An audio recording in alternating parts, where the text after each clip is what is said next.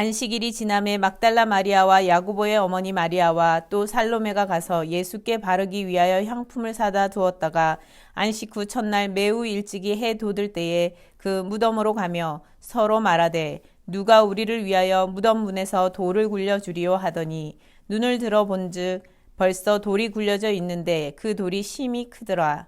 무덤에 들어가서 흰옷을 입은 한 청년이 우편에 앉은 것을 보고 놀라매 청년이 이르되 놀라지 말라. 너희가 십자가에 못 박히신 나사렛 예수를 찾는구나. 그가 살아나셨고 여기 계시지 아니하니라. 보라, 그를 두었던 곳이니라.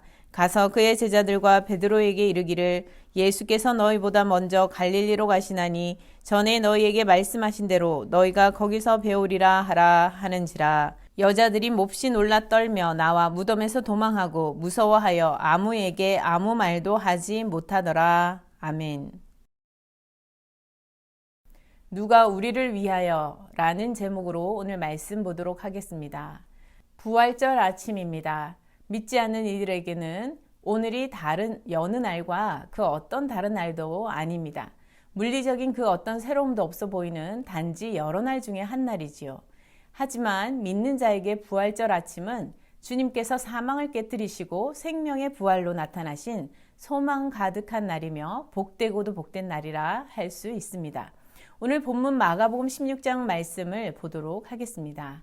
안식일이 지났다 하였습니다. 예수님께서는 골고다 언덕에서 목숨을 다하시고 아리마대 요셉을 통해 장사된 지 사흘이 되었습니다.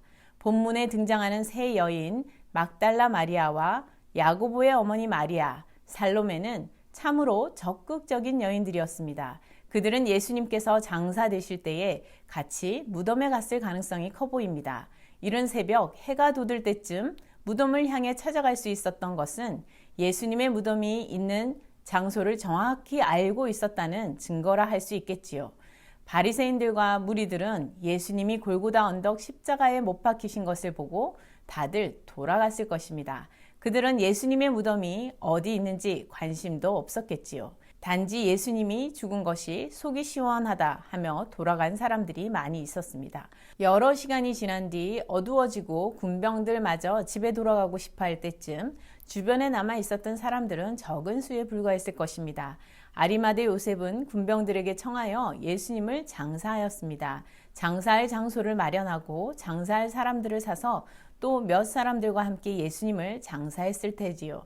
그러나 예수님 장사에 누가 함께 했는지 자세한 기록이 없기에 그 과정은 우리가 알 수는 없습니다.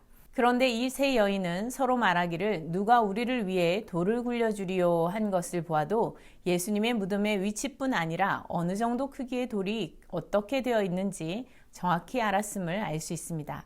그리고 안식일이 지나자마자 예수님 무덤으로 달려가기 위해 그들은 미리 약속을 하고 향품을 준비하였던 것이죠. 당시 장사 지낼 때 향품을 바르는 것은 왕들이 할 수 있는 일이었습니다. 그러니 예수님 머리와 발에 향품을 부어 예수님의 장례를 준비한 여성들 외에 오늘 등장하는 세 여인도 예수님의 장례를 위해 향품을 준비함으로써 예수님의 왕 되심을, 예수님의 주 되심을 고백하는 사건이라고 할 수 있겠습니다. 이 여인들도 예수님의 얼굴을 한 번 더 보고 싶다는 마음을 안고 장례 절차를 행하고자 달려가고 있었습니다. 이들은 예수님께서 부활하셨을 거라는 상상은 조금도 없었습니다. 그저 무덤에 누워있을 예수님의 시신을 보러 달려가고 있었던 것이죠. 그러나 그들에게 걱정이 있었습니다. 무덤 문이 너무도 큰 돌문이었다는 것이죠.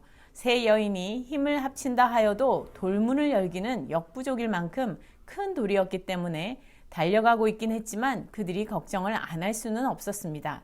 그러면 아예 처음부터 예수님의 제자들을 불러서 같이 가야 하는 것 아니겠습니까? 그런데 당시 여자들의 말을 얼마나 잘 들어주었겠습니까? 그저 여자들은 남자들을 돕는 그리고 시중드는 정도의 사람으로 생각하던 시대가 아닙니까? 열쇠로 여는 문도 이런 새벽에 문 좀 열어주세요 라고 하면 사람들이 쉽게 열어주지 않을 수도 있지 않습니까? 그것도 힘이 있는 사람이 부탁을 한다면 해주겠지만 그렇지 않다면 상황이 다르겠지요. 그 무거운 돌문을 열어달라고 새벽에 여인들이 부탁을 한다고 생각해 보십시오. 쉬운 일이 아니었을 것입니다. 그러면 달려가기만 한다고 예수님 무덤 안으로 들어갈 수 있는 것도 아닌데 그들은 왜 달려가고 있었던 것일까요? 여러분, 때로는 나 혼자 또는 몇 사람이서 열심을 내서 한다고 원하는 결과가 바로 짠 이루어질 수 있는 상황이 아니어도 내가 할 수 있는 부분이라도, 우리가 할 수 있는 부분이라도 열심히 해야 할 때가 있습니다. 아니, 많은 경우가 그렇다고 할 수 있습니다. 답이 나와 있지 않는 상황에 당장 지금 할 수 있는 일을 믿음을 가지고 일단은 먼저 시작하고 현재 상황에서 최선을 다하는 것이 중요한 것입니다. 하나님께서는 이러한 이들을 위해 앞서 일하심을 믿으시기 바랍니다. 여인들은 누군가 다른 제자도 예수님 무덤에 달려오고 있지 않을까 기대를 해보았을 것입니다. 누가 우리를 위하여 무덤 문을 굴려주리요 하는 말은 누군가 좀 와서 있어야 할 텐데 하면서 아무도 도울 사람이 없으면 어쩌지? 하는 걱정이 담긴 말이지요. 그런데 무덤에는 다른 어떤 사람도 어떤 제자도 와 있지 않았습니다. 그러면 무덤이 돌문으로 꽉 막혀 있었느냐? 그렇지도 않았습니다. 할렐루야! 이미 무덤 문은 활짝 열려 있었습니다. 하나님은 우리가 예상치 못한 방법으로 앞서 일하십니다. 과거에 우리 마음을 무겁게 하던 걱정거리들은 다 날아가 버리고 더 이상 우리를 괴롭히지 못합니다. 하나님께서 우리를 도우실 때 말이죠. 하나님께서 앞서 일하실 때에 우리의 모든 걱정이 오히려 기쁨으로 바뀌는 역사가 일어나는 것입니다. 엄청 커다란 돌문을 누가 벌써 열어놓은 것인지 모르지만 세 여인들에게는 너무도 잘된 일이었죠. 와, 돌문이 열렸어. 무슨 일이지? 궁금하면서도 기뻤을 것입니다. 천사를 통해 이미 돌문은 활짝 열려 있었습니다. 그들은 곧 예수님을 볼 마음으로 서둘러 무덤 안으로 들어갔습니다. 그런데 무덤에 웬 청년이 있었습니다. 모르는 청년이 흰 옷을 입고 오른쪽에 앉아 있으니 얼마나 깜짝 놀랐겠습니까? 심장이 쫄리고 간 떨어질 뻔 하지 않았겠습니까? 청년이 놀라지 말라고 말해줍니다. 청년은 이 여인들이 십자가에 못 박히신 나사렛 예수를 찾고 있는 줄 알고 있었습니다. 마치 세 여인이 올 것을 알고 기다리고 있었던 것처럼 말입니다. 청년은 여인들에게 예수님이 누우셨던 무덤에 계시지 않는 것을 알려주었습니다. 만약 청년이 없고 무덤 문은 열린 채로 무덤이 비어있기만 했다면 여인들은 어땠을까요? 혼돈 그 자체였겠죠. 어떻게 된 거야? 도대체 무슨 일이 있었던 거지? 설마 누가 예수님 시체를 가져가 버린 거야? 생각했을 수도 있습니다. 그러면 아이고 이게 무슨 일이람? 하면서 울고불고 난리가 났을 수도 있는 것이죠. 이런 새벽 예수님을 향해 가장 먼저 달려갔던 이 세 여인을 위해 하나님께서 천사를 보내주셨습니다. 그 어떤 제자들보다 먼저 무덤으로 향해 달려왔던 이들을 위해 하나님은 천사를 보내시어 예수님 소식을 전해주었습니다. 그가 살아나셨고 여기 계시지 아니하니라. 가서 그의 제자들과 베드로에게 예수님께서 먼저 갈릴리로 가실 것이라고 전해라. 예수님께서 전에 말씀하신 대로 거기서 예수님을 뵈리라 알려주었습니다.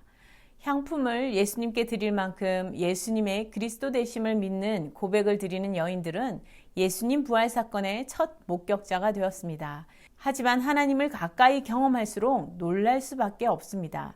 세 여인은 천사를 만난 것만으로 너무 충격적이어서 정신이 없었습니다. 떨며 무서워하면서 도망했다 기록합니다. 용감하게 무덤을 향해 달려가던 그들이었지만 그들의 용기만으로 될 일은 아니었습니다.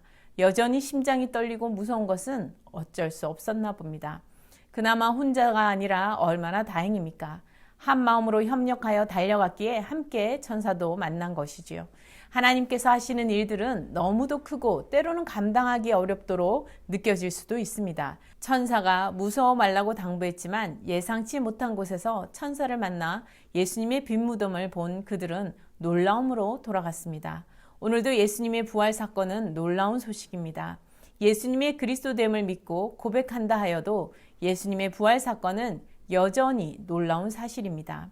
여인들은 예수님의 무덤을 향해 달려갈 때만 해도 자신들을 위해 하나님께서 하신 그 어떤 일도 상상하지 못했습니다.